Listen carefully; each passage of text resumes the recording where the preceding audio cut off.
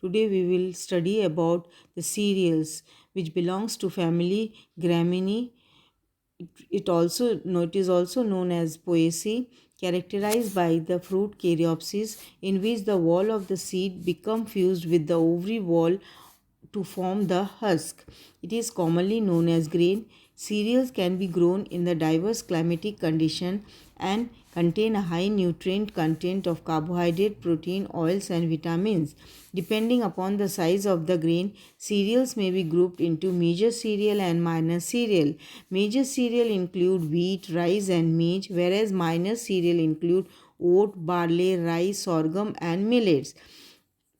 In major cereal, we will study about Triticum aestivum. Wheat belongs to family Gramineae. Historical point of view, according to D. Candoles, describe the wheat cultivation originate in the early prehistoric time in the Mesopotamia. There is a strong evidence that the India may be the home of some of the form of wheat, such as heart wheat, soft wheat, starch wheat, and spelt wheat. The carbonized grain obtained from the Indus Valley excavation at the Mohenjo-daro indicate that the northwest India was one of the ancestral land of this cereal.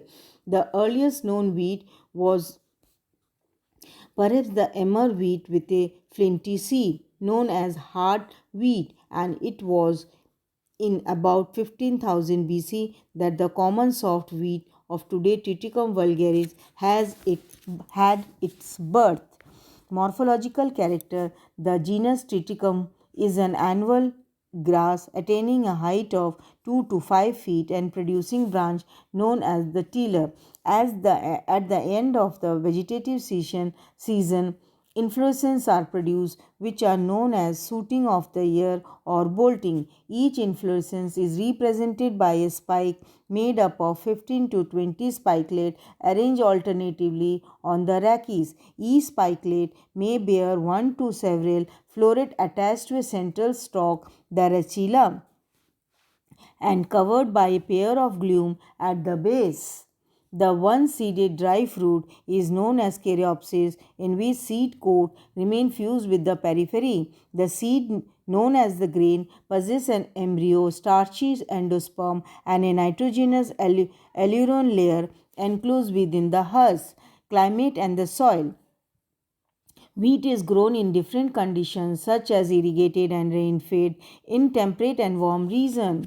A temperate climate is more suitable for the growing wheat. The temperature requirement are 10 degrees centigrade for sowing, 10 to 16 degrees centigrade for sprouting time, and about 20 degrees centigrade grain maturing time, with a clear skies and about 3 months of bright sunshine and frost-free night.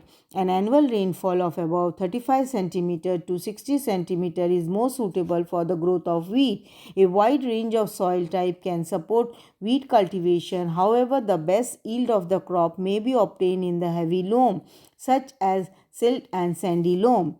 Cultivation of wheat involves sowing, harvesting, threshing, and milling. In India, wheat is grown as a rabi crop, that is extending from early winter to early summer. The process involves following important steps. First, sowing. Before sowing, the land is thoroughly cleared of weed and ploughed 4 to 5 times. Moisture and temperature of about 10 degrees centigrade is required for uniform germination of the seed, which are sown deep in the rough, dry, and light soil. Early October marked the beginning of the sowing season, extending up to middle of November, which may however vary with different varieties and climatic conditions.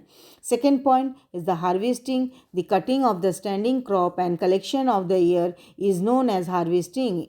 In India, harvesting extends between mid-January to June. Harvesting may be done manually by labor using the hook and scythe or by reaping machine. Third point, threshing. Threshing, the separation of grain from the spike, is known as threshing. It may be done by crushing the spike under the feet of a bullock or by threshing machine.